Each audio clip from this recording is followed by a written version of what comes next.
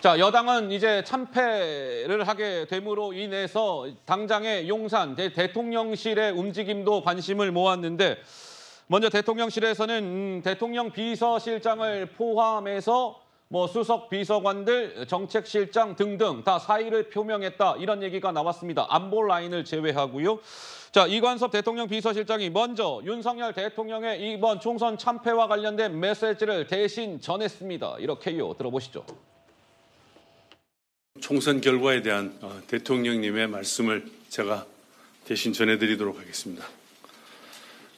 총선에서 나타난 국민의 뜻을 겸허히 받들어 국정을 쇄신하고 경제와 민생 안정을 위해 최선을 다하겠습니다.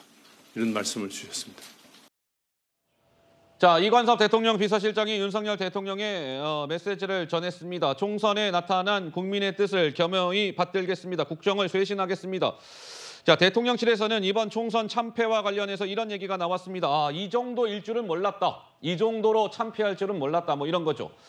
중도층은 물론이고 보수층의 표심도 확실히 얻지 못한 결과다. 뭐 이런 얘기가 나왔습니다. 그리고 이 부분이 좀 눈길을 끌던데요. 여권 관계자 가운데 부분을 보시면 당장 이재명 민주당 대표와 영수회담을 하는 윤석열 대통령의 모습을 보고 싶어 한다. 따라서 이재명 대표와 윤석열 대통령이 만나야 합니다. 그리고 탈당 요구도 아마 나오지 않을까요? 뭐 이런 얘기도 나왔습니다. 강성필 부위원장님은 좀 어떻게 보십니까? 네, 그 윤석열 대통령은 뭐 시기의 차이는 있겠지만 이제 그 이재명 대표에게 협치의 손을 내밀지 않을 수 없는 그런 상황에 이르렀고요. 저는 그렇습니다. 그 대통령께서 최근에 그 의정 갈등과 관련된 담화문을 발표를 하셨을 때 부산 엑스포가 생각났습니다. 그러니까 저는 대통령이 그때도 상황에 대해서 제대로 된 보고를 받지 못했기 때문에 승리를 장담하셨을 거라고 생각을 합니다. 근데 막상 까보니까 119대 29라는 참담한 성적표 아니겠습니까? 저는 그러한 참모들의 제대로 된 어떤 보좌가 없었기 때문에 좀 윤석열 대통령의 지금의 상황까지 이르렀다라고 생각을 하고 앞으로 다시 꾸려질 내각 그리고 참모들은 정말 대통령에게 민심을 제대로 전달하고 대통령이 올바른 길로 갈 수 있도록 조언을 할 수 있는 그런 불편한 하지만 건전한 그런 참모가 됐으면 참모들이 들어왔으면 좋겠다 이런 말씀 드리겠습니다.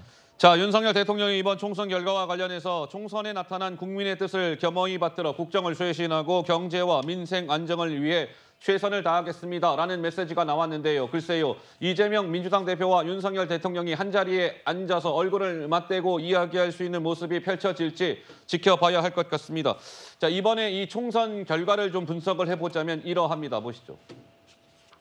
자, 이 무슨 얘기냐? 범야권이 차지한 의석수를 다 더해보면 192석이 된다는 겁니다. 192석. 그러니까 200석에서 8석이 모자라네요.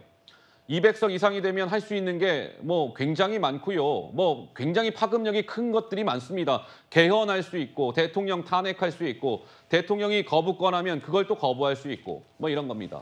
근데 200석 이상이 되면 저러한 것들이 가능한데 지금 범야권의 의석수를 합해보면 192석.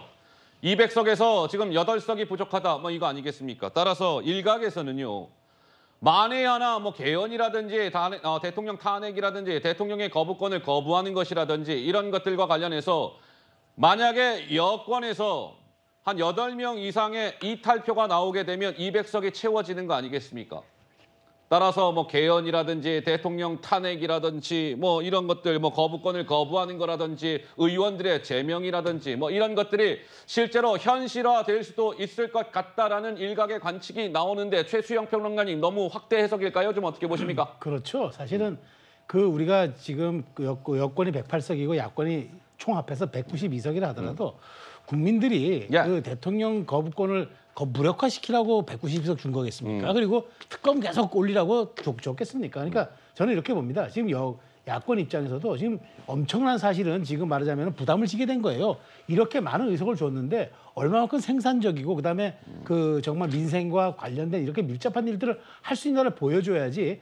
만일 여기에서 지금 그 국민의힘 내부에서도 지금 왜 보수가 이렇게 지리멸렬 했는가에 대해서 그 성찰하고 그다음에 숙고의 시간을 가진 다음에 새로 리빌딩을 하는 작업을 해야지 무슨 정치 당략적 이런 식으로 언급하거나 많이 그런 식으로 서로 막 그런 부분에 대해서만 얘기한다는 거 저는 이게 22대 국회 개헌하면서 전혀 그런 그 사리에 맞지 않는 얘기라고 어. 보고요. 저는 오히려 조국 신당이 제가 그래서 지적드린 게 어떤 모습을 보여주느냐가 비록 생산적 정치에 부합하는지 이게 국민들이 판단할 겁니다. 많은 의석을 줬으면 거기에 부합하는 책임의식을 요구하는 게 저는 책임 정치의 본질이라고 생각됩니다. 근데 일각에서는 또 이런 뭐랄까 이제 22대 국회가 개원을 하게 되면 이게 여야가 극단으로 뭔가 대립할 수 있다 이런 우려도 일각에서 나오는데 이게 무슨 얘기냐면 사실 야권 내에서 야당 역할을 하는 세력이 이번 총선 결과로 완전히 없어졌다. 그러니까는 지난 21대에는 정의당이라고 있었잖아요. 정의당. 그러니까 정의당이 어떠한 경우에는 야당 내에서도 야당 역할을 해준 경우가 있었는데 이번에 정의당이 녹색 정의당이 그냥 전멸을 했습니다. 심상정 후보도 당선이 안 됐고 비례에서도 한 석도 얻지 못했습니다. 0석입니다. 따라서 지금 야권 내에서 야당 역할을 해줄 수 있는 당이 없다. 오히려 조국 혁신당이 12석을 얻었는데 조국 혁신당은 상당한 선명함을 강조하기 때문에 오히려 지금 정치가 양극단으로 나눠져서 대립이 심화될 것 같다 이런 걱정이 나오는데 강성필 부위원장님 한 말씀 하실까요? 그런 우려가 충분히 있죠. 그런데 이러한 상황은 대통령이 만들었습니다. 이번에 윤석열 대통령은 임기 동안 내내 여소야대를 경험하는 첫 대통령이 된 거예요.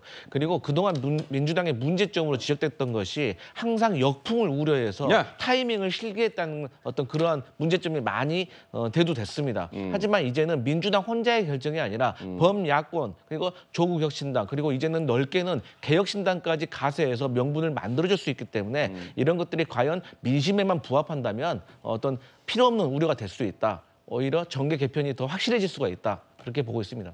알겠습니다. 자, 이제 총선은 끝이 났고 총선에 따른 이런저런 분석들을 좀 해봤습니다. 당분간은 그러한 내용들 중심으로 전해드리게 되지 않을까 싶습니다.